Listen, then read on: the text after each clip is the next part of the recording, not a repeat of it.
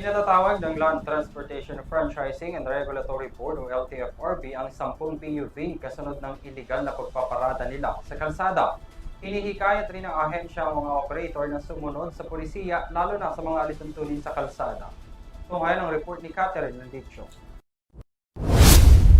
10 pampublikong sasakyan ang nahuling nakaparada ng hindi wasto sa West Avenue at Fernando Po Jr. Avenue na ayon sa isinagawang roadside inspection ng LTFRB NCR Inspection Team.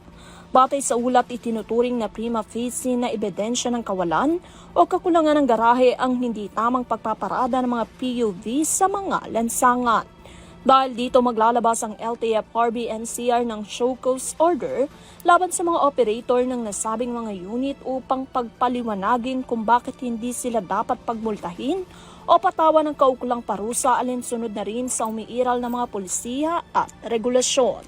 Ayon sa ahensya, ang hakbang ay ilinsunod sa direktiba ni Pangulong Ferdinand Bongbong Marcos Jr.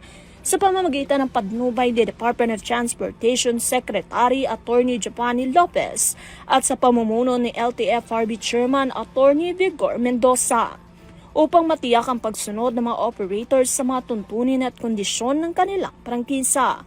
Kabilang na dyan ang pagkakaroon ng sapat na umiiral na batas.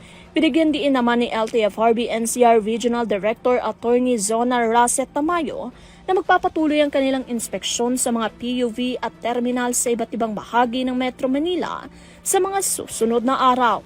Hinimok din nga mga operator na mahigpit na sumunod sa mga pulisiya ng LTFRB at tiyaking nasa maayos ang kondisyon ng kanilang mga sasakyan. Binalaan din ng mga ito ang ng pagkakaroon ng sapat na garahe ay bahagi ng kanilang kondisyon ng kanilang prangkisa at dapat na mahigpit na sinusunod.